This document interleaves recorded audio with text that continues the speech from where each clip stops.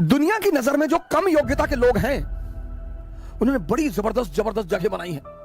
यह बात लोगों को बड़ी परेशान करती है, बहुत हैरान करती है। इस विश्व में कोई भी व्यक्ति कुछ भी कर सकता है सर, बशर्ते इससे पूछो शराब पीते हो?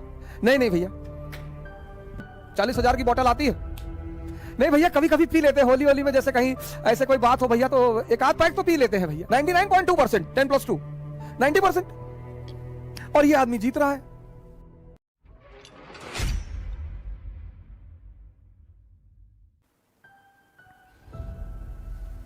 तीन क्लास है दुनिया में, capitalist class, middle class, working class.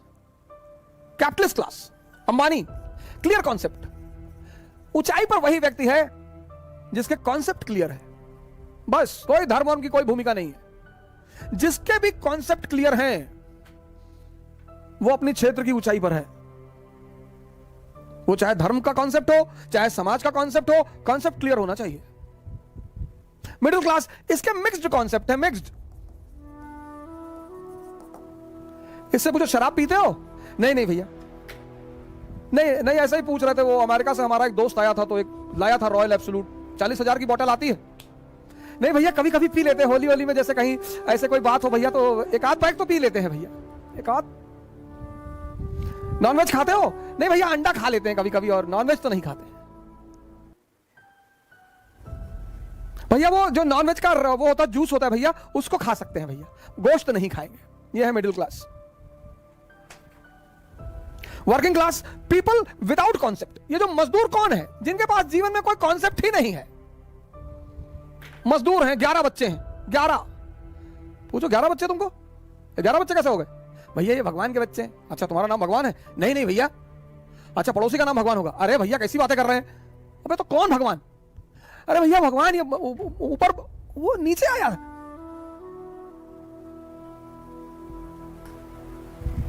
दुनिया में हर वो आदमी मजदूर है जिसके अपने जीवन के कॉन्सेप्ट स्पष्ट नहीं है। सिंपल सिद्धांत है। दुनिया में हर वो आदमी महान है जिसके अपने जीवन के कॉन्सेप्ट क्लियर है। ये करना है मतलब करना है। क्योंकि आप बाहर निकलोगे, जितने लोगों से बात करोगे उतना कंफ्यूज होते चले आओगे। हम पढ़ा सकते हैं तो इस दुनिया में कोई आदमी कुछ भी कर सकता है।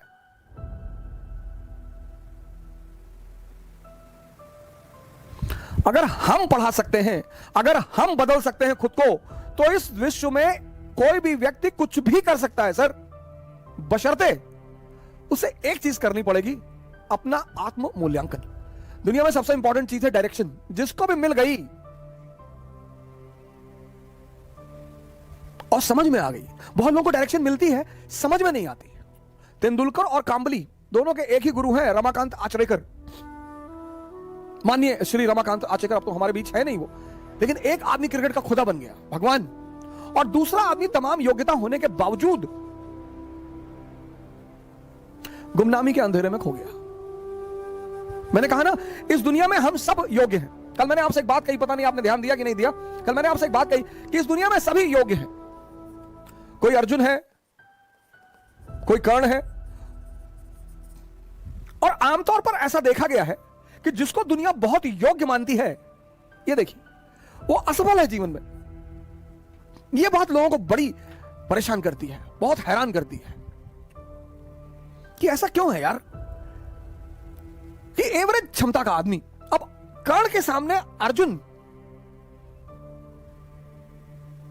99.2%, 10+2 90%, 99.2%, सॉरी 99.2%, 10+2 90%, और यह आदमी जीत रहा है। यह बात आपको आश्चर्यचकित नहीं करती? और ये यही नहीं है कहानी में, यह जीवन में भी है। दुनिया की नजर में जो कम योग्यता के लोग हैं उन्होंने बड़ी जबरदस्त जबरदस्त जगह बनाई है।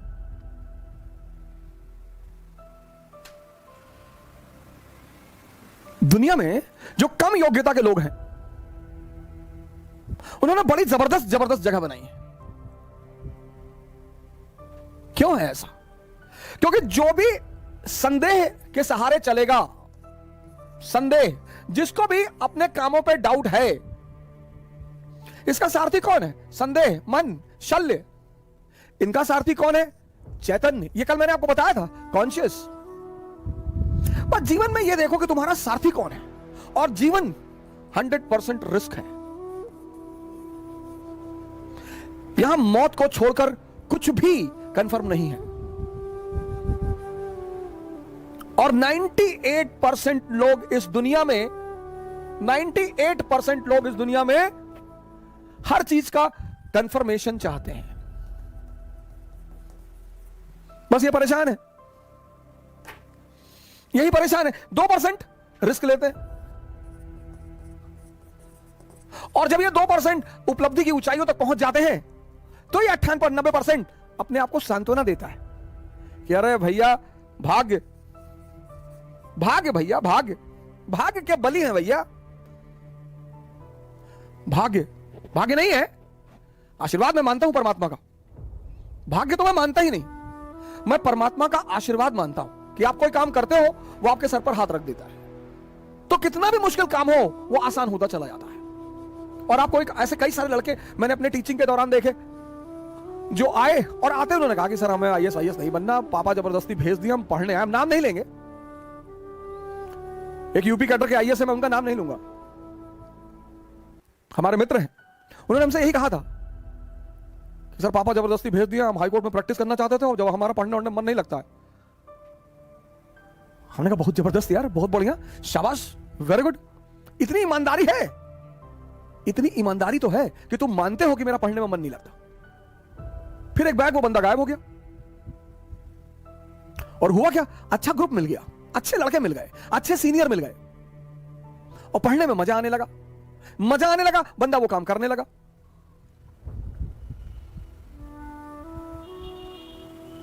तीन 381वीं रैंक है आईएएस में, पहले अटेम्प्ट में 381, दूसरे अटेम्प्ट में 104। मतलब पहला अटेम्प्ट में, ये नहीं कि पहला एक अटेम्प्ट में हुआ ही नहीं, दूसरे अटेम्प्ट में 381, 104। यह है परमात्मा का आशीर्वाद। मेहनत उसने किया है, लेकिन माहौल किसने दिया, संगत किसने दी? मैं कर्म के सिद्धांत पर प्रभु के आशीर्वाद को मानता हूं। भाग्य जैसी कोई चीज होती ही नहीं। भाग्य सिर्फ एक बहाना है ये 98% लोगों को अपने आप को डिफेंड करने का। ऐसा मैं मानता हूं। हो सकता है मैं गलत हूं, मैं इस बात से इनकार नहीं कर सकता, लेकिन हम जैसे लोगों को भाग्य नहीं मानना चाहिए। मिडिल क्लास के लोगों को कभी भाग्य नहीं मानना चाहिए, कभी नहीं, मानना ही नहीं चाहिए। अगर होता भी है तो भी नहीं मानना चाहिए, क्योंकि हमारे पास खोने को कुछ है ही नहीं। हमारे पास क्या था? हमारे पिताजी डाकखाने के बाबू थे, हम 2 कमरे के मकान में रहते थे। हमारे पास खोने को ही क्या था? लेकिन हमारे पास पाने को पूरी दुनिया थी।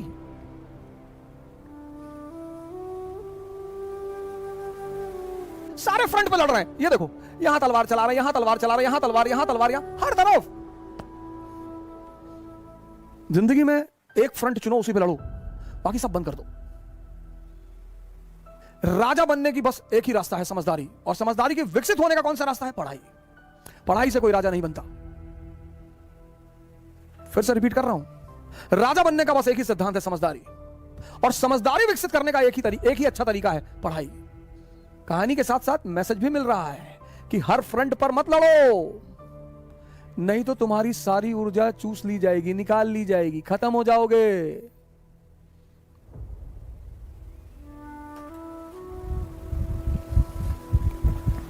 राजा बनने का बस एक ही सिद्धांत है, समझदारी का विकास। और समझदारी बढ़ाने का बस एक ही सिद्धांत है, नहीं, समझदारी बढ़ाने का सबसे अच्छा सिद्धांत है पढ़ाई। हमारे देश में लोग कहते हैं पढ़ोगे तो राजा बनोगे। बिल्कुल नहीं, सवाल ही नहीं उठता, प्रश्न ही नहीं उठता, गलत है वो। पढ़ोगे तो नौकर बन जाओगे, लेकिन हां, अगर पढ़ाई से अपनी समझदारी का विकास कर लिए तब तो राजा बनोगे।